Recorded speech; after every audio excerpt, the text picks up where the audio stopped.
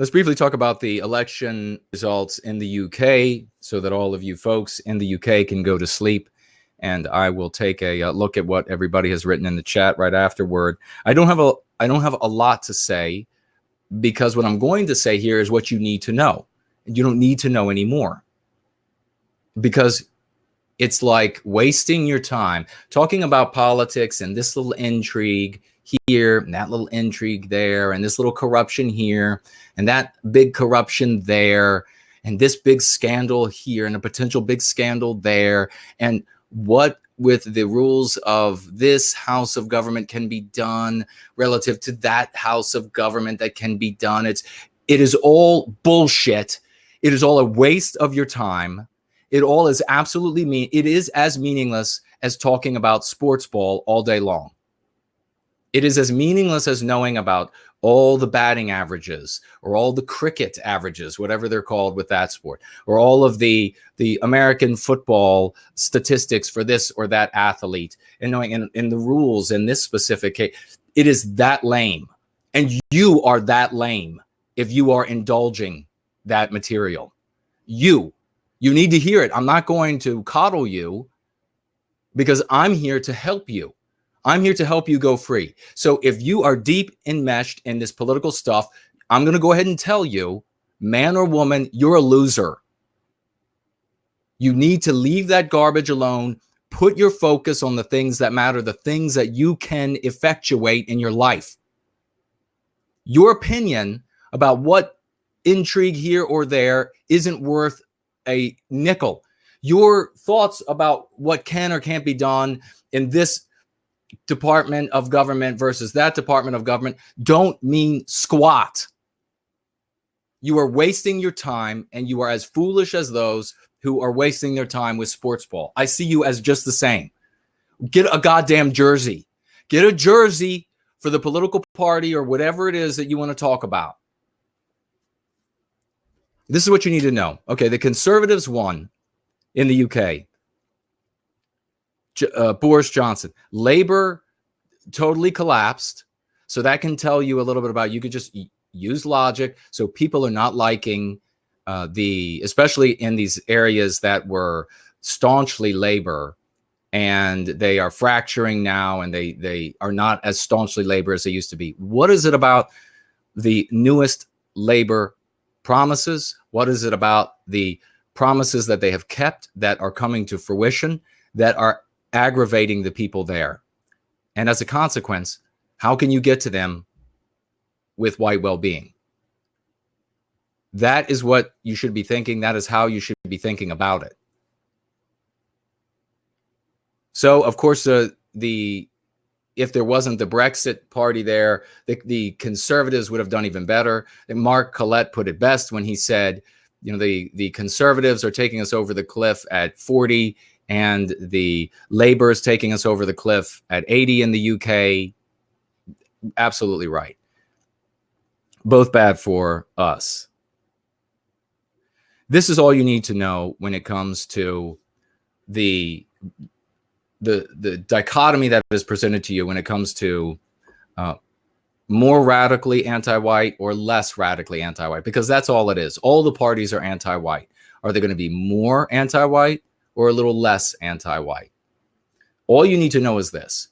If they are more anti-white, and the reason why you need to know is because your mission is not to sit around and babble at each other, squawk at each other like fools about all of these little things in politics that you can't do anything about.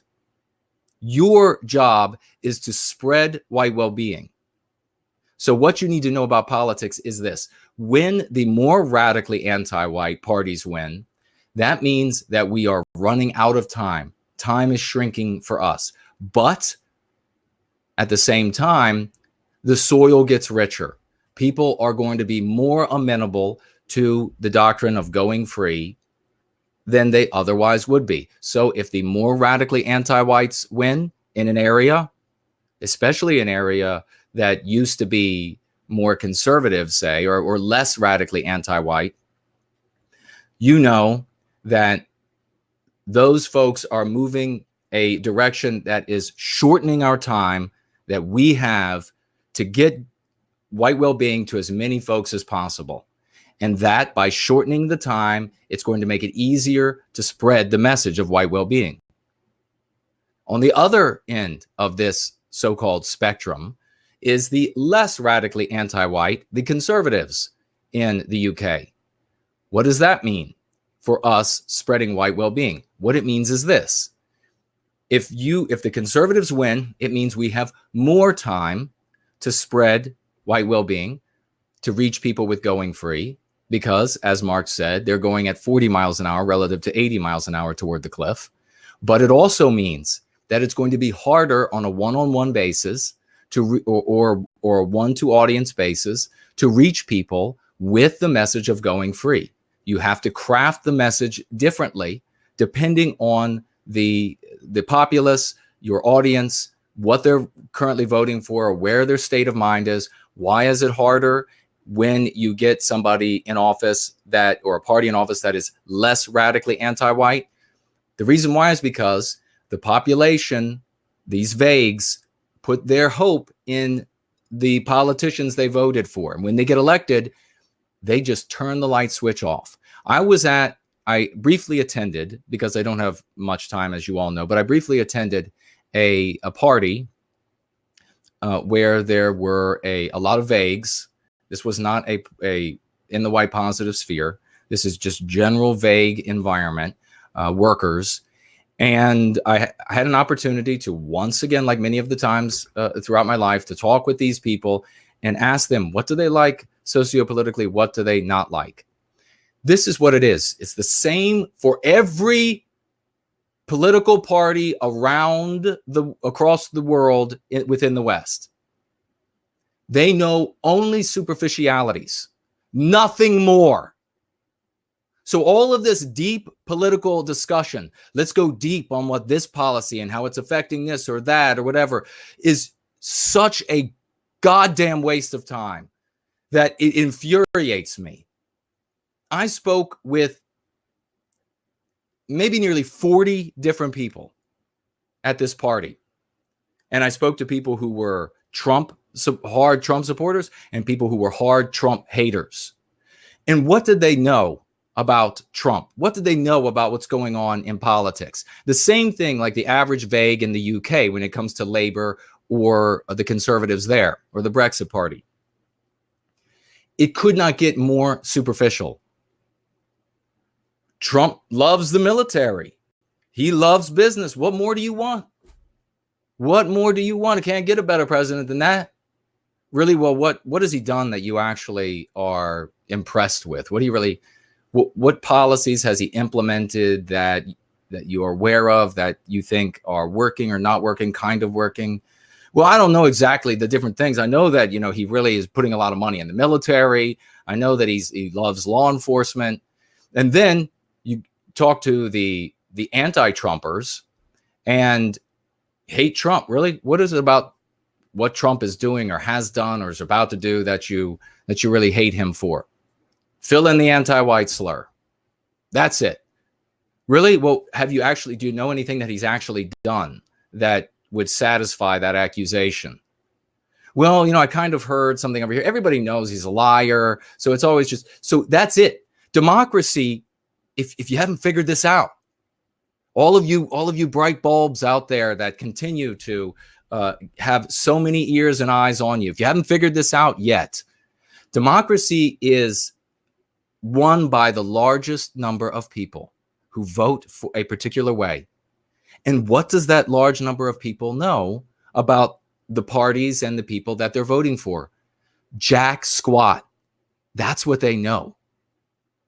So all of your discussion about whether you think it's this or that, or let's go deeper because I think it's probably this intrigue and then that and all, is more of a waste of time than trying to come up with a way to hold back the sea with your hands. I mean, it is the dumbest thing. And that anybody tunes in and listens to this shit just boggles my mind.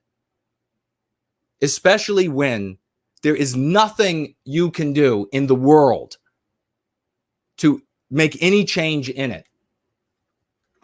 So if you want to be a participant, if you want to be a player, if you want to be anything other than a fool and look like a fool and waste your time, just like the people watching Sportsball, then look at politics for all you need to know. In my area, you could say for example, in Virginia, we can say that the anti-whites have won. They absolutely run the state of Virginia. That means we have less time in Virginia to get the message of white well-being out to the people than we would have if the less anti-white party had won. But it also means that people are going to be more amenable. Their ears are going to be open. Their eyes are going to be open to alternatives like going free, more so than if the less radically anti-white party had been put into office. That's all you need to know about politics. And that is all I will say on that. I'll take a look at I hope I offended some people, because people doing that need to be offended. JC Stalling says, it's the same thing when people call the left progressives. Nothing the anti-whites do is progress. That's their term. Perfectly stated. We were just talking about that out of Go Free, not talking like an anti-white, not using their verbiage. Don't ever refer to an anti-white by the name of their taking, ever. They're not liberals. They're not progressives. They're not any of that. They are anti-whites. They're not feminists. They're not Chicano nationalists. They're not black nationalists. They're anti-whites. Don't call them anything but anti-whites.